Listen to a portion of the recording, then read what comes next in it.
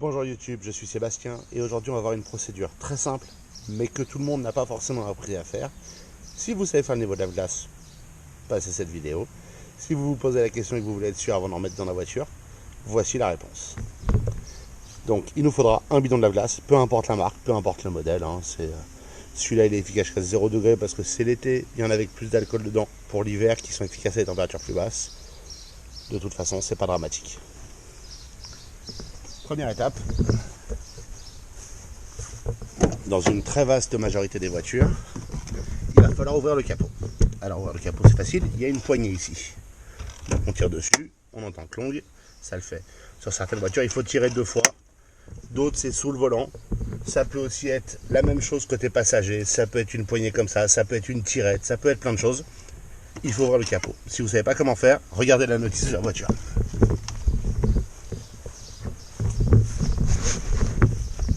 Étape 2, on lève le capot. Il y a toujours une forme de loquet. Celui-là, c'est comme ça. Il y en a, il faut pousser. C'est pas forcément au milieu, ça peut être un peu excentré. Regardez dans l'ouverture ou dans la notice. Là encore, c'est marqué.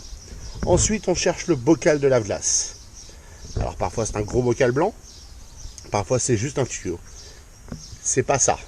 Surtout celui qui est marqué ne pas ouvrir quand c'est chaud. Ça, c'est du liquide de refroidissement. Rien à voir. C'est pas ça. Sur le moteur, c'est de l'huile. Faut pas y toucher. Il y a plein d'autres choses. Ce qu'on cherche, c'est ce symbole-là, le même que les essuie-glaces sur le commodo de la voiture. Ça, c'est pour démarrer s'il n'y a plus de batterie. On l'ouvre. Là, dans ce cas présent, ça n'est qu'un tuyau qui va remplir un bocal qui est caché. Parfois, vous aurez un capuchon sur un bocal. Il est rarement vissé, mais ça peut arriver sur certaines voitures. Et ensuite, on met du lave-glace. Procédure éminemment simple. On prend le bidon.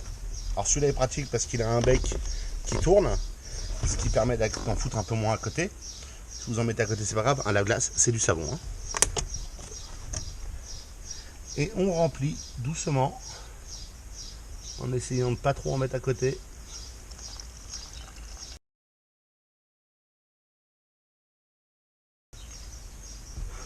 Quand c'est comme ça un long tuyau, parfois il faut s'arrêter pour laisser les bulles redescendre et le liquide couler pour pouvoir en mettre plus.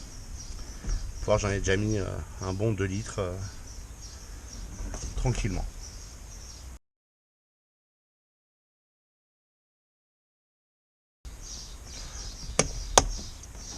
Quand le niveau vous convient, il n'y a pas de niveau précis, c'est pas comme l'huile ou le liquide de refroidissement, c'est quand il y en a en haut. Voilà, il y a du lave-glace. Donc je referme. Et maintenant je peux utiliser mon lave-glace. Il me suffira de fermer le capot.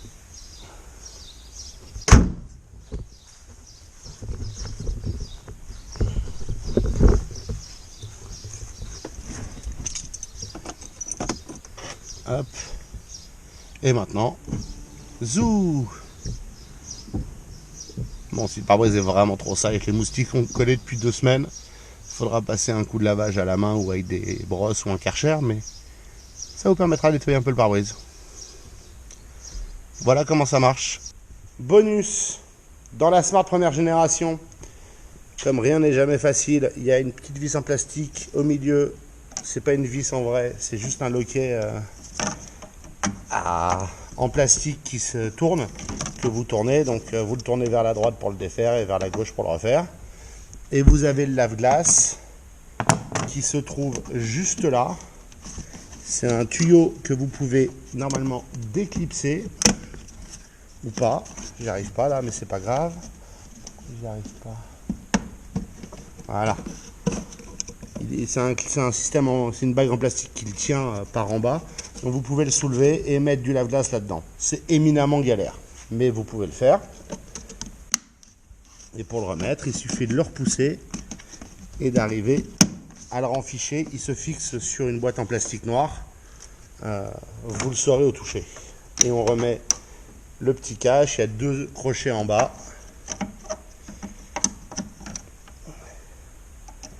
Et si on n'a pas tourné le loquet en plastique, une fois que c'est bien en place, hop, plus facile à 2 mains, naturellement, c'est toujours pareil. Ah. Voilà. Et vous le retournez vers la gauche, donc comme ça, pour le mettre vertical et qu'il tienne. Et vous vérifiez que c'est bien emmanché. Mais ça n'a pas l'air parfait. Voilà pour la première génération. Smart, deuxième génération, c'est un peu moins chiant. Il y a des loquets de part et d'autre de la grille. La vôtre est probablement pas rose. Hein. Hop, vous pouvez enlever le capot. Le capot, il a donc des cornes de part et d'autre. Là, vous les voyez. Et elles vont dans ces trous-là, de chaque côté à l'avant. C'est pas très pratique. Mais voilà comment vous soutenez le capot parce qu'il est retenu par une petite sangle. Et là, vous avez le lave-glace. Extrêmement pas pratique à remplir. Hein. Il faudrait idéalement avoir un entonnoir avec soi. Un bidon plein en plastique, vous allez en foutre partout. Les bidons souples qu'on trouve parfois, s'il n'a pas besoin d'être dilué, c'est mieux. Et puis sinon, c'est jamais avec de l'eau savonneuse. Hein. Ça partira à la prochaine pluie. Quand c'est fini, on soulève le capot. On le renclicte dans ses crochets de part et d'autre. Il n'y met pas toujours de la bonne volonté, parce que c'est jamais que du plastique fin. Hop, et on referme les crochets. Ah. Voilà.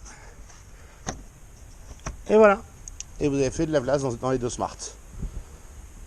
C'est très spécifique comme nécessité, mais si vous en avez besoin, c'est essentiel.